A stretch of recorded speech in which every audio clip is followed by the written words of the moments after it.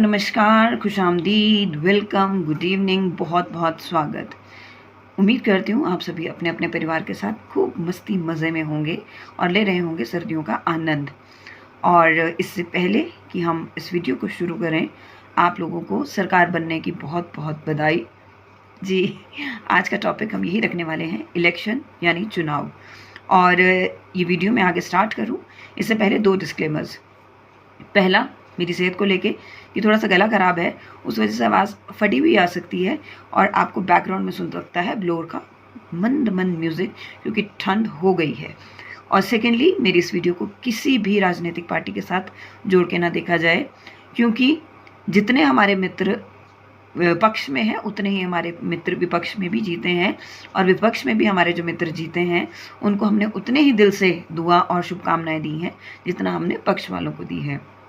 मालूम है आप सभी को कि पंचायती राज का ज़िला परिषद काडर का जो टेक्निकल विंग है उसकी मैं स्टेट की प्रधान हूँ, तो हम लोग बड़े ही निष्पक्ष रूप से चलते हैं। हाँ, ये और बात है कि लोग चलने नहीं देते, लेकिन हमें हर सरकार से जो है वो अपनी मांगों के खातिर जो है वो मिलना पड़ता है। चलिए आते हैं हम टॉपिक पे। चुनाव ख़त्म हो चुका है, लेकिन अभी तक जो है लोगों के मन से, कई लोगों के मन से कड़वाहट नहीं गई है। देखिए, अब हम जिस उम्र के पड़ाव पे हैं, जैसे मैंने आपको बताया कि अब हमारे पक्ष और विपक्ष दोनों में मित्र हैं, तो अब हम ये भी समझते हैं कि जो परिपक्व हमारे जनप्रतिनिधि हैं या नेता हैं, वो लोग तो बैठ के मंथन कर रहे हैं इस बात पे कि क्यों, क्या कारण रहे जिससे जो है वो जीत हासिल नहीं कर पाए।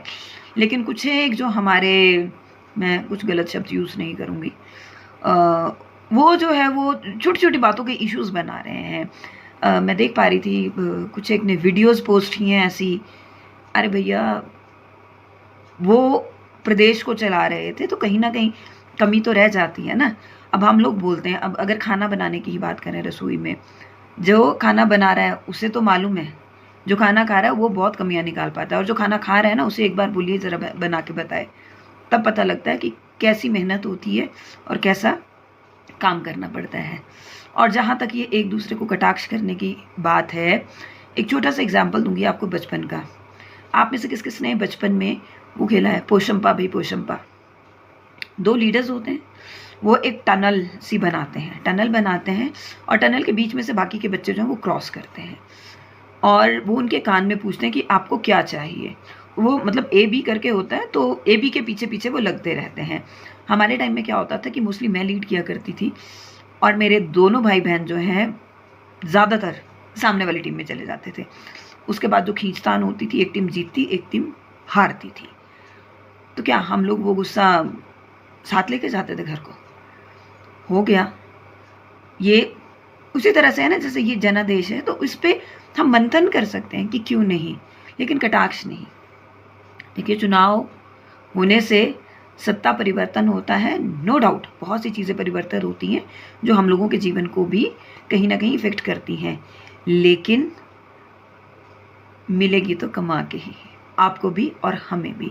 घर बैठ के कोई नहीं खिलाएगा, और यदि किसी की मंशा ये है कि घर बैठ के खिलाएं, तो शब्द नहीं है मेरे पास अगर मैं उनके लिए, मतलब जो शब्द मेरे दिमाग में आता है।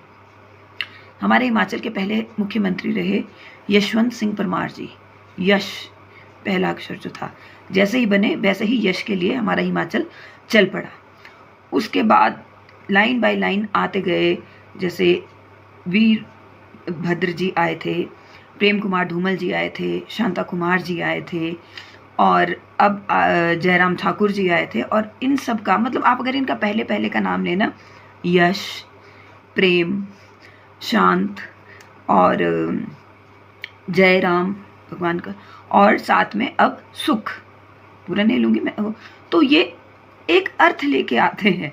मेरा अपना मानना है, क्योंकि हो सकता है कि मैं कुछ ज़्यादा पॉजिटिव सोचती हूँ, तो हम लोग बड़ी पॉजिटिविटी के साथ इनको ले कि हाँ, लेकिन इससे नहीं कि भाई सुख हमें वो घर में ही आके दें, कि हमारे घर में रोटियां थोड़ी बनाएंगे आके। हमें खुद काम करना चाहिए, ठीक है, इसका एक क्राइटेरिया हो हर चीज़ का। अब नो डाउट पहले वाली जो सरकार थी उसके लिए बोला गया जी 15 लाख नहीं, अब कह रहे हैं 1500। यार क्यों? जिस समय वाई.एस. परमार जी थे मुख्यमंत्री, उस समय तो हिमाचल की कितनी हालत, मतलब बिल्कुल डेवलपमेंट नहीं थी, लेकिन फिर भी किसी ने मुफ्तखोरी की ओर नहीं सोचा, सबने खुद कमाने की सोची कि खुद बनाएंगे हम हिमाचल को। अब इतनी ज़्यादा प्रगति आ जाने के बाद, इतना ज़्यादा हर सरकार का इनपुट होने के बाद हम लोग क्यों सोचते हैं कि हमें फ्री का मिले? प्लीज़ इस मानसिकता से अगर हम ऊपर उठें तो ज़्यादा बढ़िया है। हमारे विभाग में कुछ एक स्कीम्स हैं जिसमें आप कन्वर्जेंस करते हैं। कन्वर्जेंस मीन्स कुछ पैसा बेनिफिशरी लगाता है और कुछ पैसा जो है वो सरकार लगाती है। एंड बिलीव मी, वो जो चीज़ निकल के आती है वो क्वालिटी वाइज बहुत अच्छी होती है। क्योंकि आई डोंट नो व्हाई आज तक भी अभी भी हमारे लोग जो है वो सरकारी पैसे को सरकारी की तरह यूज़ करते हैं। जबकि अगर हम ठंडे दिमाग से सोचें, हम अगर सुई लेते हैं, हम अगर माचिस लेते हैं, हम कपड़े लेते हैं, इलेक्ट्रॉनिक्स कुछ भी लेते हैं, उसमें हम टैक्सेस पे करते हैं। उन्हीं टैक्सेस को घुमा फिरा के जो है हमारी डेवलपमेंट पे लगाया जाता है। तो यदि हम सरकारी पैसा जो हमें डेवलपमेंट के लिए मिल रहा है उसके साथ हम लोग मतलब उसे अपने पैसे की तरह यूज़ नहीं कर सकते, तो दैट मीन्स हम अपनी कमाई के साथ ही जो है वो हलाली नहीं कर रहे हैं। तो हमें इस चीज़ से तो थोड़ा सा उठना पड़ेगा। तो क्यों नहीं हम लोग, इंडस्ट्री विभाग की भी ऐसी कई स्कीम्स हैं, रूरल डेवलपमेंट की ऐसी कई स्कीम्स हैं, बहुत से डिपार्टमेंट्स हैं जिनकी ऐसी स्कीम्स हैं जिनमें लोग अपना थोड़ा सा इनपुट दे के ना केवल अपना जीवनोपार्जन कर सकते हैं अपितु अपने साथ भी कई लोगों को रोज़गार दे सकते हैं। तो ये मेरा अपना मतलब एक आइडियोलॉजी है कि क्यों हम लोग हर चीज़ के लिए सरकार की ओर देखें कि नहीं ये फ्री में मिल जाए, ये फ्री में मिल जाए। अब आप में से कई लोग ये कहेंगे कि नहीं आप वेल टू डू हो इसलिए, लेकिन प्लीज़ कुछ एक फैसले ऐसे भी होते हैं जिसमें वेल टू डू भी आ जाते हैं।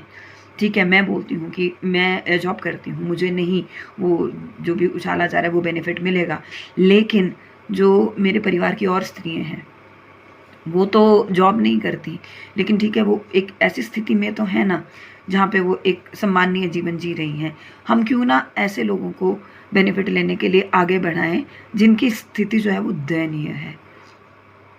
समझ रहे हैं आप इस बात को? हमारे आसपास में कई ऐसे लोग होते हैं जिनके पास 2 जून की रोटी भी नहीं होती खाने को, लेकिन हम लोग क्या है वो दया नहीं करनी है, लेकिन उनको इतना ज़्यादा एडिड करना है कि वो अपने आप खुद कमा के खाएं। वो जो अगर कुछ टाइम के लिए आप एड भी देते हैं तो उससे वो अपने ज़िंदा रहने के लिए कोई ना कोई मायने बना लें। कुछ भी बहुत सारे हमारे पास जो है वो तरीके होते हैं यदि हम सोच लें तो। विद दीज वर्ड्स आप सभी को एक बार दोबारा नई सरकार की बहुत बहुत शुभकामनाएं। और ये छोटी छोटी जो एक दूसरे को कटाक्ष और जहर फैलाने वाली बातें हैं, मेरे ख्याल अब हम लोगों को बंद कर देनी चाहिए, क्योंकि मेरी भी कुछ पोस्ट पे कुछ ऐसी वार्ताएं चल पड़ी हैं जिसमें क्या बोले अब इस चीज़ को।